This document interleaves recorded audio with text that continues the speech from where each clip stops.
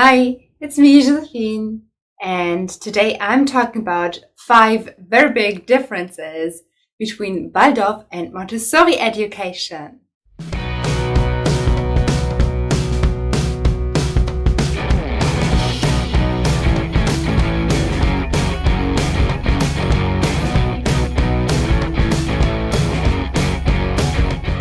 Let's get started. The first big difference between Waldorf and Montessori is that when a kid is playing in Waldorf education, you call it play, and in Montessori, you call it work.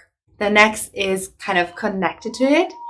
Of course, when you are playing, because you're doing this in Waldorf, then you have toys.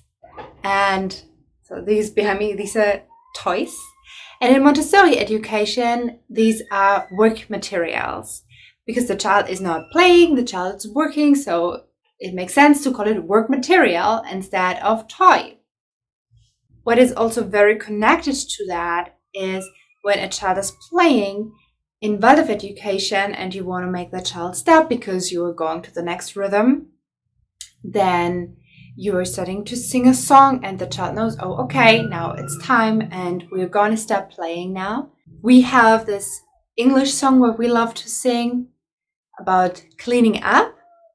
And my daughter knows directly when we sing the cleanup song, we are cleaning up. And then we're going to continue with the next step in our rhythm, in our daily rhythm.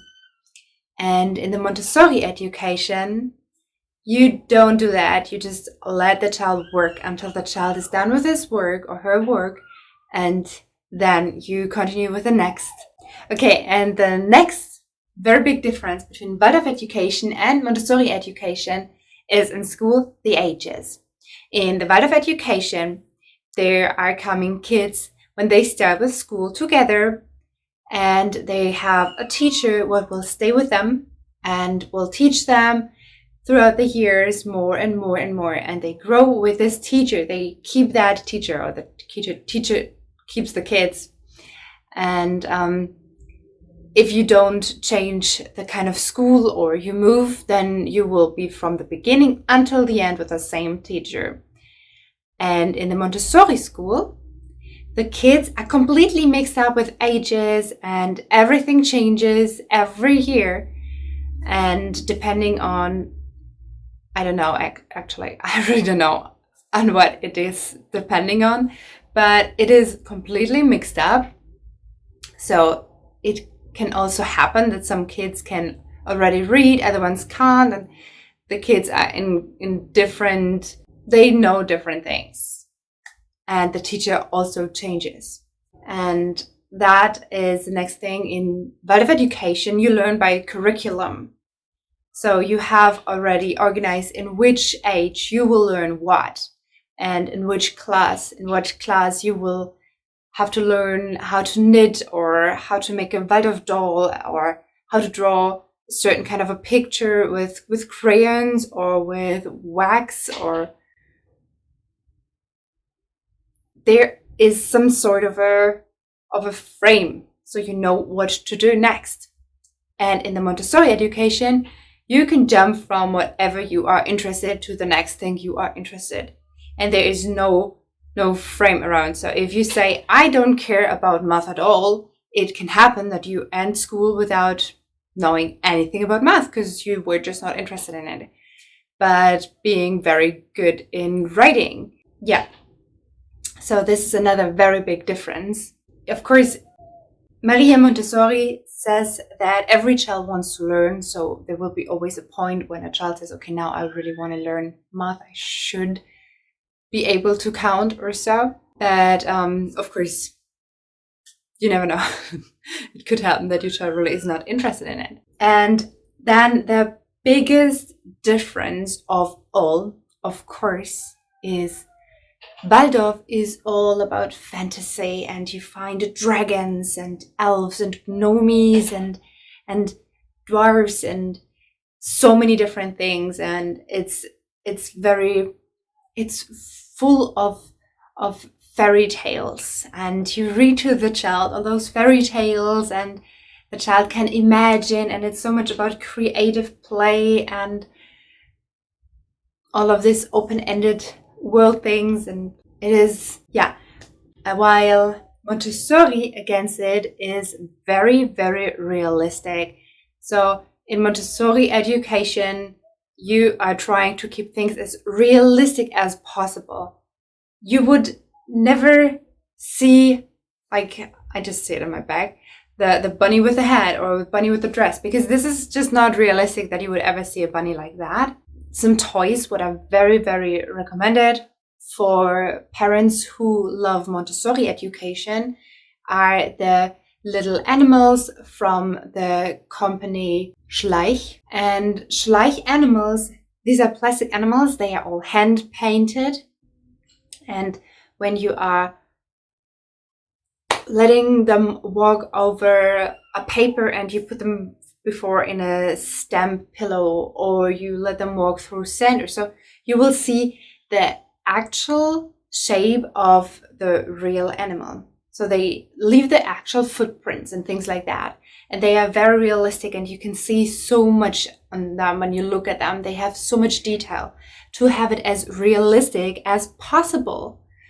While if you look at the Waldorf toys, there is as less as possible. When you look at those figurines here, there is no face, there is nothing, and you can imagine so much. It's a lot about imagination, while the other one is really very realistic.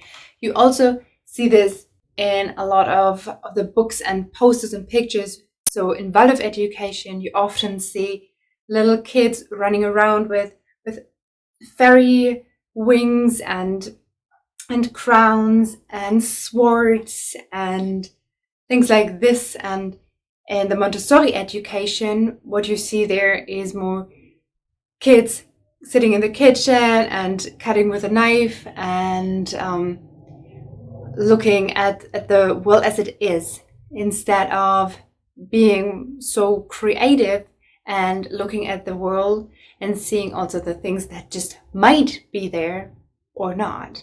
Yeah, this is a huge, huge difference. This is kind of the biggest difference of all of it. And I really love those fairy tales. I really love all of those things. I want my daughter, obviously, otherwise we wouldn't be so much into Waldorf, to believe that when she's losing a tooth, then there will come the tooth fairy. I want her to believe in fairies. I think that is something very cool to look at and be gentle to flowers and think, oh, maybe there's a fairy sleeping inside right now when the flower is closed during the night. Or you have this little doors for the nomies would come and live with you, maybe if you want to have one. And then they are there, and you never really see them, but you see how they add more and more things around, like a little bench to sit outside, or a little flower putting outside, or some decoration. And the child has this opportunity to write this little Nomi some letters, and the Nomi will answer those letters. So if there is a moment when the child does not want to talk to anybody, maybe the child wants to talk to those Nomis or to this Nomi what is living there. And things like this is just something that really touches my heart, and I think it's just a wonderful thing to have. And in the Montessori education, of course, it is also very important that you know how to cut or to do other things, but you also do them in Waldorf. So it's not like you wouldn't do that there. In Waldorf education, you do the same things when it's about how to learn how to cut or to cook or to make experiments and things like this to see what reaction it is. But I just love all of those playful things around the Waldorf education so much. And I think I just don't see a child as a complete adult person in a little body. But this is kind of what you see as a Montessori fan. You see a completed person, and you just have to give this person the opportunity to do everything by yourself. Like if you are going to brush your teeth, and you give this child the opportunity to do those things by yourself. And I really love that. I think help to do it yourself is a very great thing. It is wonderful. I really love that. We do that too in many different ways. But in general, this fairy stuff around and all of that, all of these fantasy things, this is just, I like it. And I hope with this video you have the opportunity to think about what fits to you, because you see what fits to our family. We're very creative people and we really love all of those fantasy things. So of course, Waldorf is more our thing. We also love all of those natural things. Well, Montessori allows a little more plastic inside. And of course, we also do have sometimes some things with plastic, like those figures here, those little animals, but I didn't buy them. I'm just not the person who tries to buy plastic. I'm more the person who tries to buy wooden things. But if there is a little bit of plastic what we got, then sometimes it's just like that. But this is a total different theme. This is more about how expensive Waldorf is. So what I'm trying to say is I am hoping that you can figure out with this video what actually fits to you and your family. Of course, there's so many differences about Waldorf and Montessori education, and I just talked about a few. There were 5, and I started to talk a little bit of other ones too, but I really hope that this video is just a help and gave you the main blocks to build in the direction you want to go. So if you love this video, then please don't forget to give this video a thumbs up, subscribe to my channel, hit the notification bell, and I see you soon in my next video. Oh, and by the way, I would love if you would leave me down there a comment and tell me what are you deciding to do with your family and what are the reasons for that, and what are other really important differences between Waldorf and Montessori for you, because I am sure other people who watch this video, they will read those comments, and it would be really great if they would see also differences I maybe just forgot to talk about, or I just don't know that much, because I really know way more about Waldorf than I know about Montessori education. Thank you very much. Goodbye.